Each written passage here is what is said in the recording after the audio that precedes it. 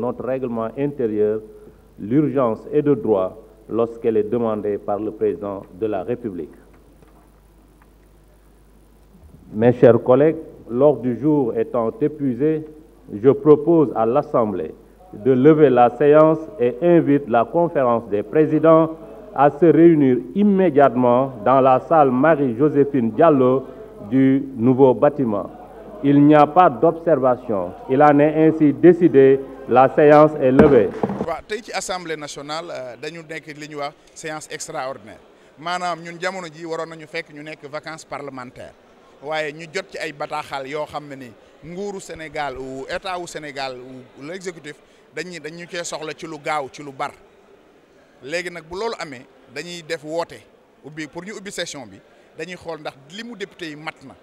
su fekkee li mu député yi mat na pour ñu ubbi ko ñu door ko ubbi bi ñu compté gis nañ ni téeméer ak juróom fukk ak juróom-ñeenti député teew nañ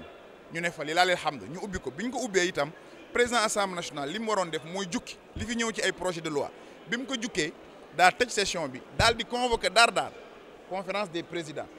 jamono jii ma wax ñu ngi waxtaan pour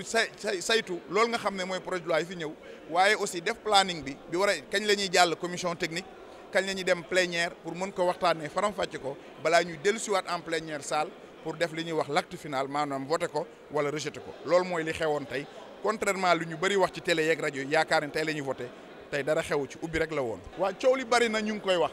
mais yaakaar na ni article décision boo ci mën di jël décision bu mag la ba tax na député bi balaa muy jël naan par naam parole bu mu ko jël rek ci tayee fu bakkanam man naam jànguma droit dama koy jox ñi nga xam ni. ñoom laa jël ñu may saytul ci wàllu yoon lan lañ dëxëñ ci article boobu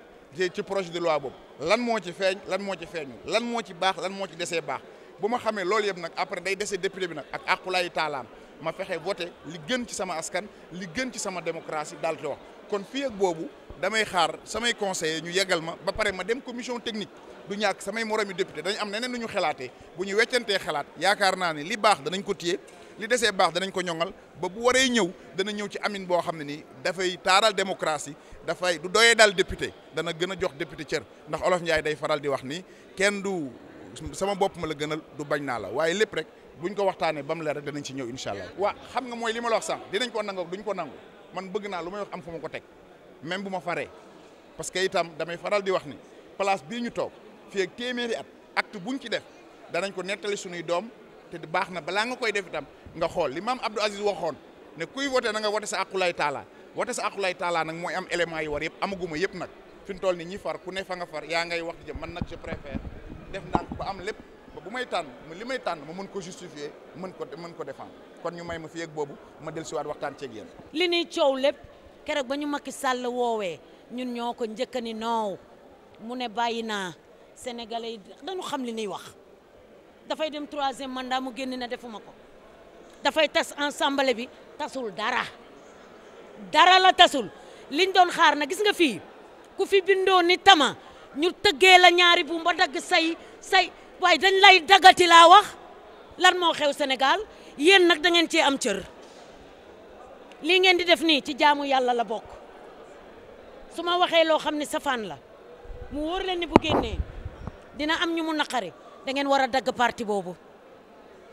nit matut mais bu fekkee ni dama wax loo xam ni tey ji waxee naa ko sama xol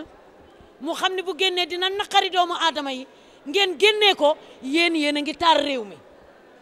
bokk ngeen ci réew mi da ngeen fi am doom da ngeen fi ami sët li xew taxaw leen ci yéen journalistes yi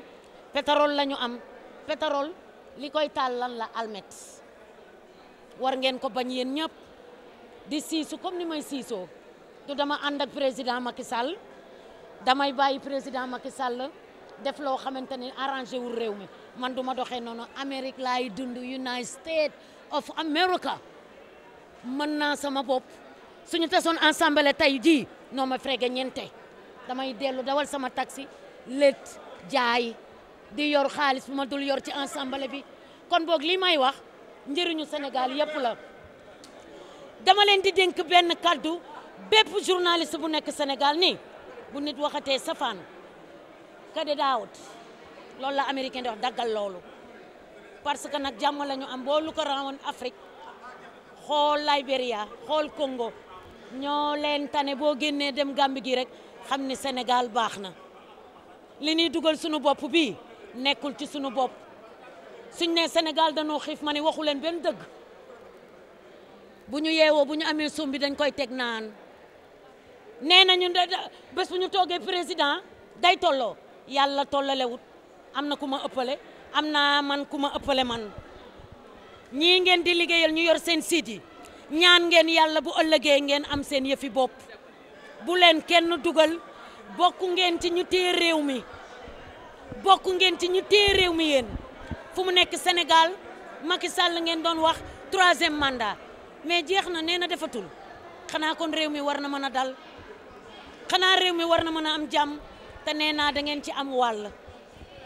yéen ñii ñëpp nag dama leen a bëgg a wutal audience ci président Macky Sall ñu toog ñu wax ak moom journaliste yi ci dëkk bi yëpp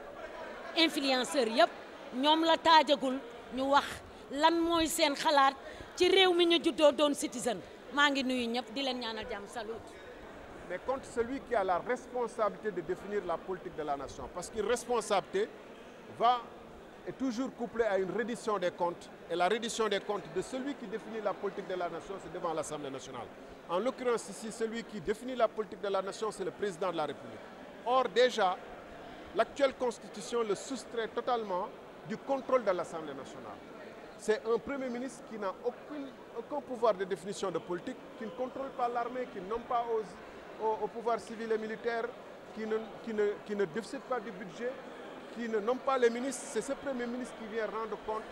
étant une sorte d'envoyé du président de la République, de messager du président de la République. Donc, le pouvoir qu'on a donné au président de la République de dissoudre l'Assemblée nationale est lui-même exorbitant et contraire à la théorie constitutionnelle normale. Parce qu'il a des pouvoirs sans responsabilité en face. Et en plus, le prétexte fallacieux qu'ils utilisent est un non-sens. S'ils disent que c'est pour rationaliser l'agenda, il faut précisément ôter au président la possibilité de dissoudre une fois qu'il y a eu à l'image de l'élection présidentielle à l'élection législative. Parce que tant qu'il a pouvoir de dissolution, il y a possibilité de découpler les élections et donc d'enlever ce prétexte de rationalité.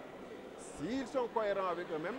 c'est d'enlever le pouvoir de dissolution au président de la République qui, encore une fois, ne rend pas compte devant le Parlement. Et troisièmement, on est dans une situation où le débat tombe à un niveau vraiment inapproprié. Parce qu'on dit que le président de la République, on lui prêterait l'intention de dissoudre l'Assemblée nationale, de coupler l'élection présidentielle aux législatives et de diriger la liste des législatives. C'est un débat anormal, triste. Il s'est retiré, qu'il parte par la grande porte. C'est le meilleur qu'on lui souhaite. Et qu'il n'entre pas dans ces calculs politiciens-là qu'on lui prêterait. Moi, je n'y crois pas trop. Mais le fait même qu'il y ait une fronde de la part de ces députés, et il y a une fronde totale de Wallo et de Yewi, les déchire le dialogue national et ses résultats, et nous mettre dans une situation où, pour la première fois depuis longtemps, c'est le propre parti du président de la République qui est le premier à ne pas être d'accord sur cette proposition, alors même qu'il voulait partir par la grande porte. C'est pourquoi je considère qu'il veut retenir le pouvoir, même s'il a renoncé au mandat. Il veut toujours contrôler. C'est lui le président de l'APR, c'est lui qui veut définir les listes de l'APR aux prochaines législatives et avoir ainsi une mainmise sur son successeur. En réalité, c'est tout le calcul qu'il y a derrière cette pseudo-révision qui est un recul par rapport à notre constitution de 1960, à notre constitution de 1963 et à notre constitution de 2001.